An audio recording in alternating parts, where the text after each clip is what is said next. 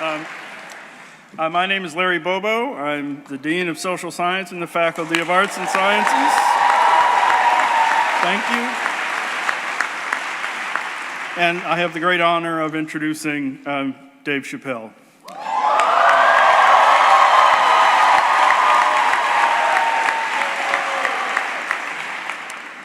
If we dig deep, we can most likely find a number of hidden connections among the community of W.E.B. Du Bois medalists that we've been building over the years. For instance, you will most likely recognize the man in the middle, a 2015 honoree who was also known for other accomplishments in his lifetime. The little boy to his left is a 2-year-old Dave Chappelle with his brother on the other side. Dave,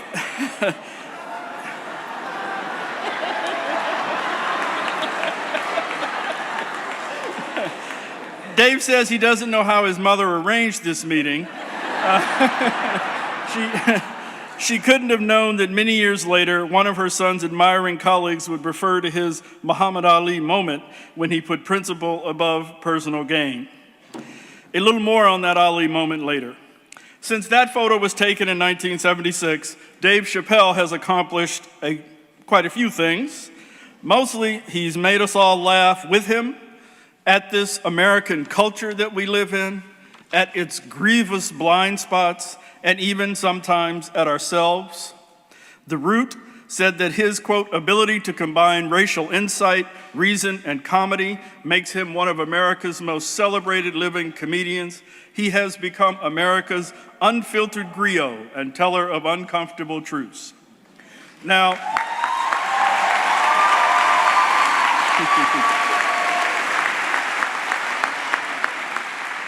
anyone who has taken AFAM 10, Introduction to African American Studies, when my colleague and dear friend Skip Gates and I have team taught the course, including one of Ken Chenault's sons, you will know that I refer to Dave Chappelle as Professor Chappelle.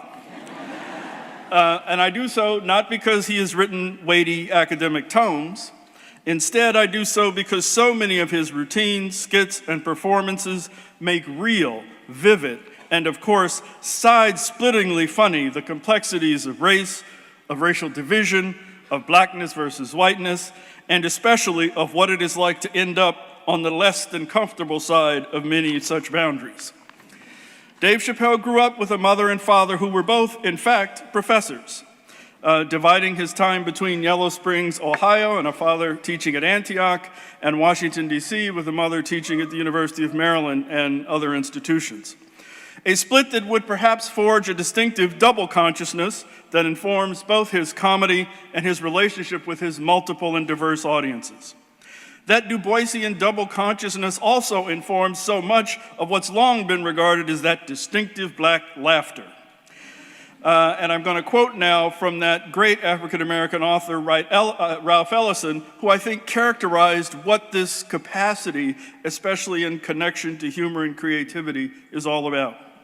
It is not skin color which makes a Negro American, but cultural heritage, as shaped by the American experience, the social and political predicament. To wit, to follow along Ellison's thought, it is fair, I think, that we could say in the humor of Dave Chappelle, now again quoting from Ellison, a special perspective on the national ideas, a tragicomic attitude toward the universe. It imposes the uneasy burden and occasional joy of a complex double vision, a fluid, ambivalent response to men and events which represents at its finest a profoundly civilized adjustment to the cost of being human in the modern world. Of course, the idea of the tragicomic circumstance being at the heart of humor itself is a very, very old notion, reaching back at least as far as Aristotle. In the tragedy, if you will, in the ironic juxtaposition of the incongruous or antithetical, we often find the heart of humor. Living in that space of tragicomic existence is all too often the special province of African American humor, a brand of humor of which Dave Chappelle is the undisputed master.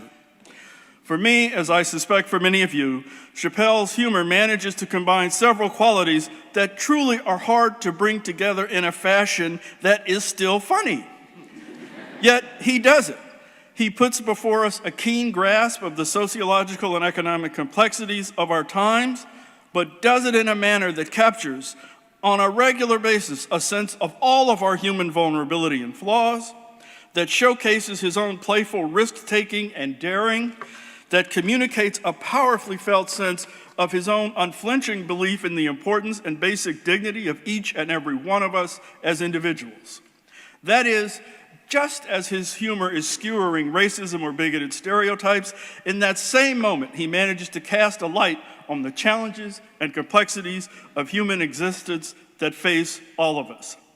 In so doing, Chappelle manages to affirm bonds of common humanity, a humanity that ultimately knows no real bounds of color or race or ethnicity. That blending capacity of critique, of uplift, and of piercing humor is the ultimate in true genius. Consider a few of his more notable sketches.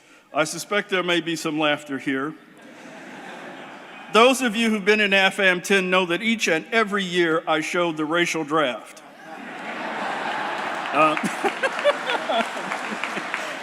It immediately captures the ultimate absurdity of racial divisions, but also showcases the tenacious power they still hold in our times. And they're just, you have to love moments where, for example, the white team drafts Colin Powell. And the black team gives into the deal only if they also take Condoleezza Rice. As the narrator says, Condoleezza Rice given away by black people.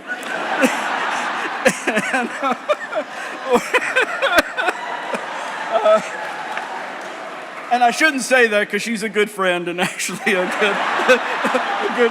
good person. Or the Frontline episode on Clayton Bigsby, the blind black Klansman. Or better yet, the Time Haters, which I just watched again this afternoon. And I want to stop on the Time Haters briefly, just because at the end of it, you also capture the personal vulnerability that Chappelle brings to everything, because there's a point where they go back in time to a plantation with slaves, and the slaves ask, well, when are we going to be free? And Chappelle says, well, how about now? And he shoots the slave master. And they cut into the routine, and you see him, he's bent over completely, and he kind of says, it turns out the only people that think shooting somebody is funny are me and Neil. And, he says, but if I could do it with a slave master, I'd do it every day. And it's that moment of kind of shame at embracing, and they just show the image over and over and over of this slave master being shot and falling over. In any event, there are other.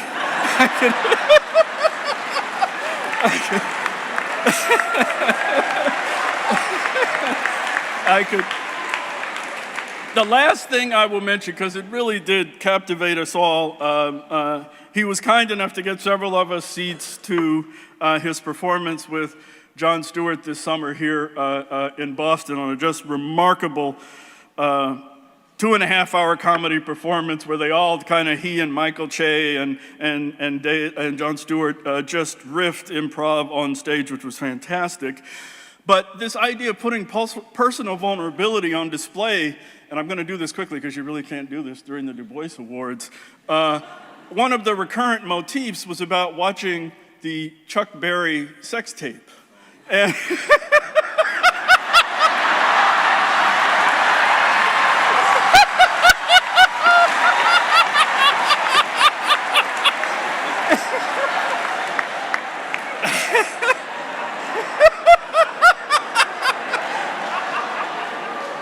and I have to say, I'm not going into any of the detail, but I will say, the beauty of this thing is that the whole point of doing it, and he came back to it like 5 times during the course of the episode, is to always come back to how disrespectful the tape was. And that it's important to respect the integrity of other human beings. And so at the same time, and yet he's revealing this indulgence in this, having watched this dreadful video. Okay.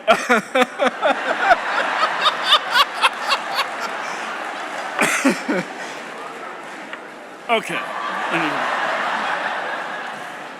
Dave Chappelle has now had a long career in the public eye and is a figure of great fame.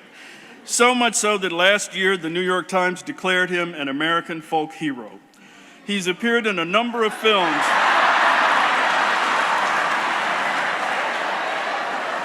Well, let me say this. The title of the article written by Kevin Powell was An American Folk Hero. There you go. He's appeared in a number of films in the 1990s, but it was in 2000 with the release of his stand-up film, Killing Them Softly, that he started on the path that we've all been on with him since. I personally loved him as Conspiracy Brother in 2002's Undercover Brother. Between 2003 and 2005, The Chappelle Show on Comedy Central was,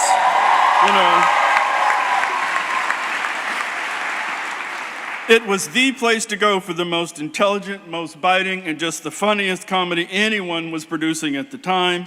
In 2005, in an unanticipated and subsequently highly analyzed move, Chappelle left his show and many millions of dollars, forcing us all to think about the nature of laughter in a society in which racism is sewn into our national fabric. Thankfully, he returned to stand-up in 2013 and appeared in Spike Lee's Chirac in 2015, and filmed a total of 4 comedy specials for Netflix. In 2017, he won a Primetime Emmy Award for Outstanding Guest Actor in a Comedy Series for his appearance on Saturday Night Live.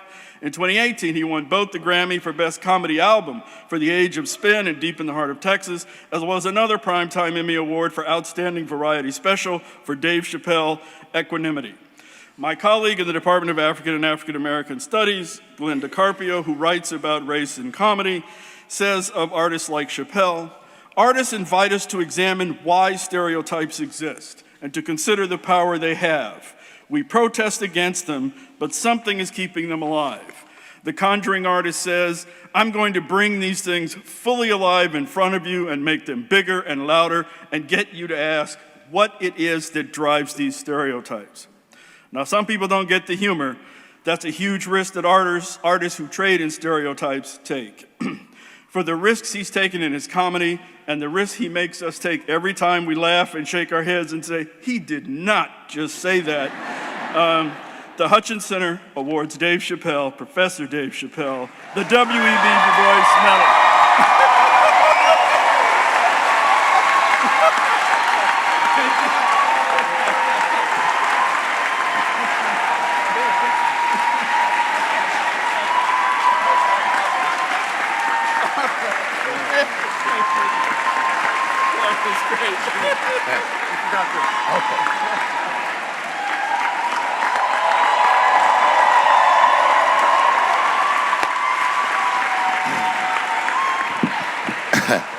Man, I gotta tell you, when I was sitting here watching what all the other honorees have done with their lives, I started feeling like shit, like this is terrible.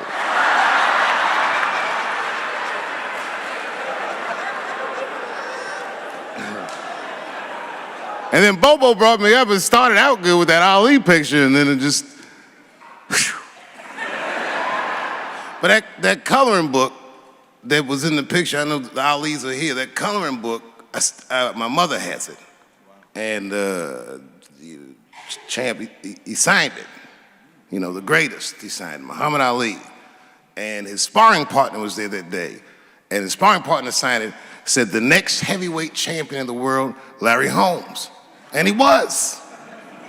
And 2-year-old Dave Chappelle colored all in that shit and just ruined the book.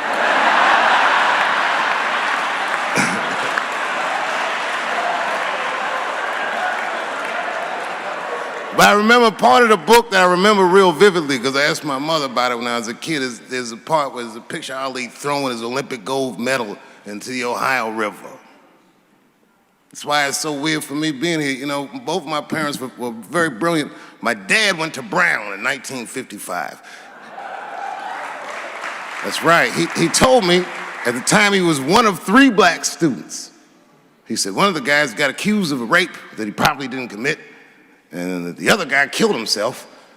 And Dad said, and I left. And see, that's what makes us Chappelle's great. We know when to quit.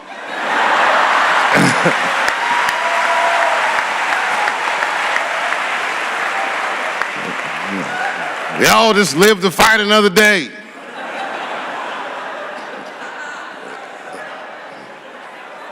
I gotta say, I'm very honored to be here, and I'm very honored to be here with the other honorees. Really, I'm like very humbled by you all, the work that you do, and you all make me want to be better. All you.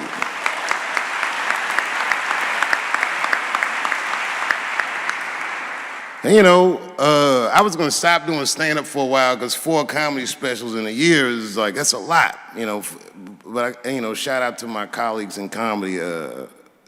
I just want to say that in a way, this for me belongs to my mother primarily, who was an African American studies professor, and a lot of the content that I say, she raised me well.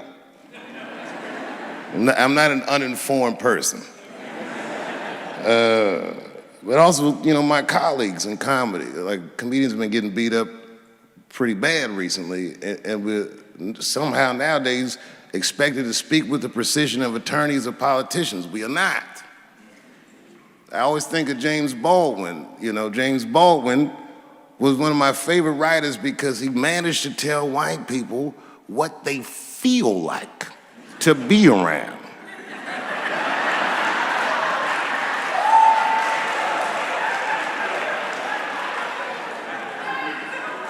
So I ain't gonna hang up my gloves yet. I think I got one more special in me. So to quote Baldwin, God gave Noah the rainbow sign.